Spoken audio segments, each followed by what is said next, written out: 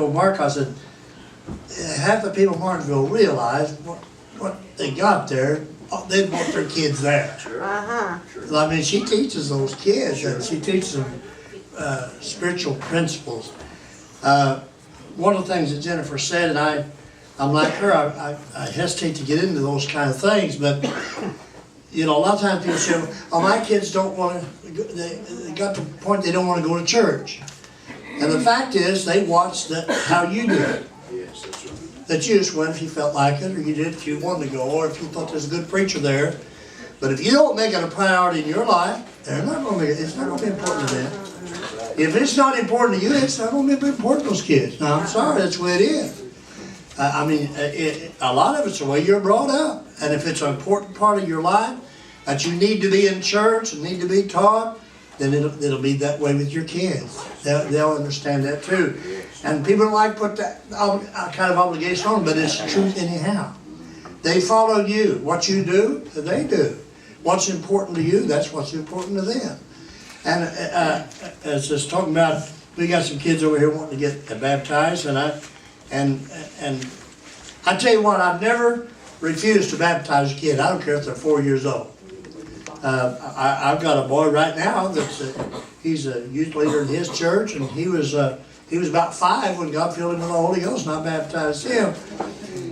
But some kids just get wet. Some kids get baptized, some kids get wet. But I never refuse a kid because they can't anymore get wet.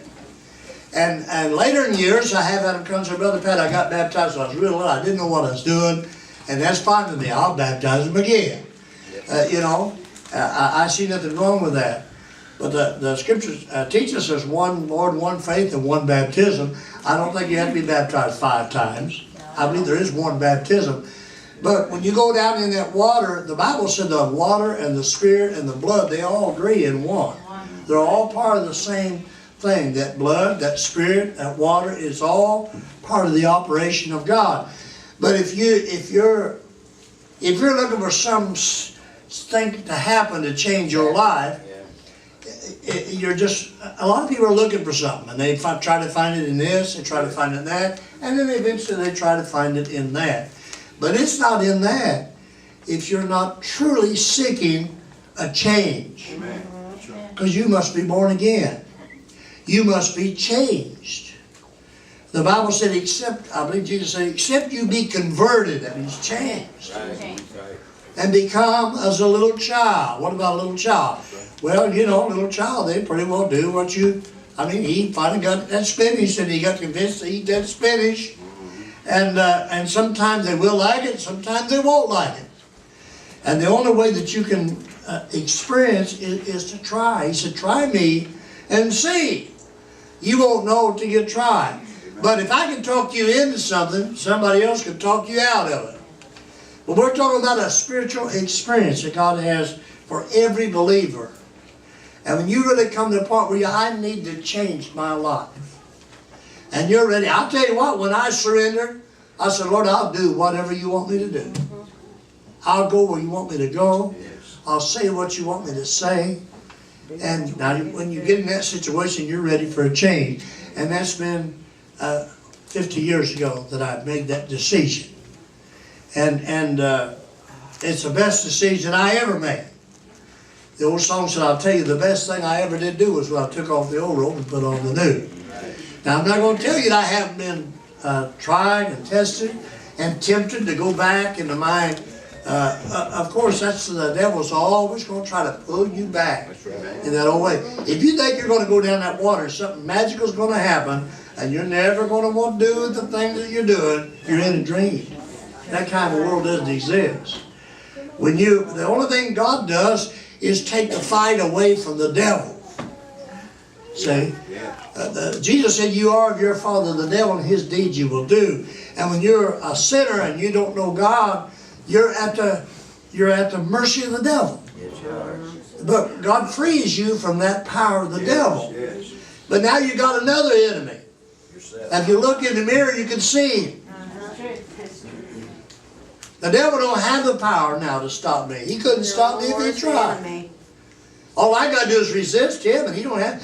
He'll tempt me and try me, And I'll say, rave on, devil, you tried that before. I mean, he can't do it. But this guy right here can take me straight to hell. And don't think I still don't have to war against him sometimes.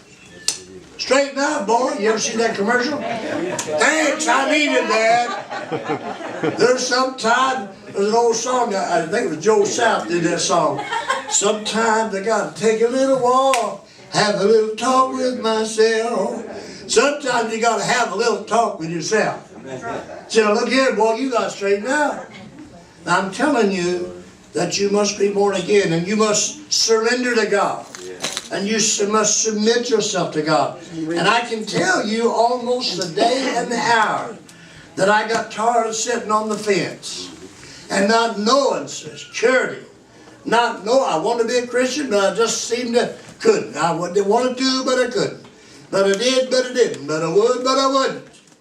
But the day came, so I've got to make some changes. Hallelujah. I've got to make some changes. And if God be God, we're going to serve God. Yes, amen. And I can't be at the mercy of every little whim and desire that I have. And every time that I want to pull back and run away, where are you going to go? That's right. I've been back there, there's nothing back there. That's right. There's nothing back there. But there's plenty waiting on me. I did a funeral yesterday, and I tried to make it real to those people. I said, we're heading to a place today of eternity. And in that place, there'll be no disappointment. You hear me talk about that a lot. I talked about that at that funeral yesterday.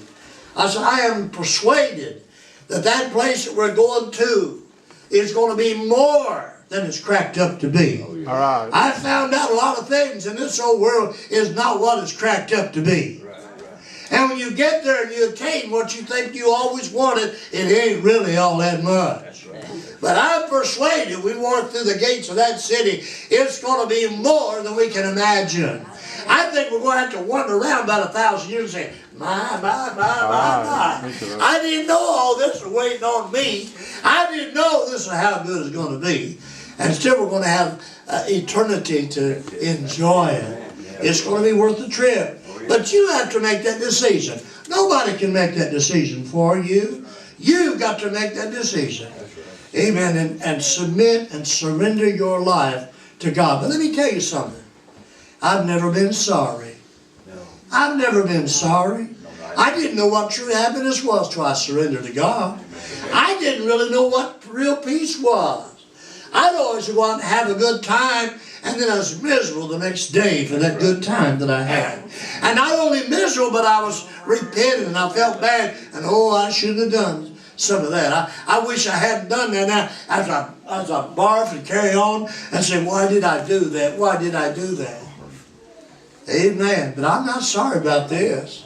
No. I'm happy about this decision I made. Amen. Amen. My life is basically pretty good. Yes. Amen. Oh, it's not perfect. There's still problems in my life. But I'm on my way to a city, hallelujah, that's going to be worth the trip. Hallelujah. Amen. I love you today, and I thank God for the teaching that goes forth in this building. Brother Mark said, think about them little kids and what they're exposed to, just hearing that kind of teaching. Amen. They don't get that from every babysitter in the United States, folks. That's a fact. Amen to God. It's good to serve the Lord, isn't it? I love you today. God bless. Good job, gentlemen. Praise the Lord.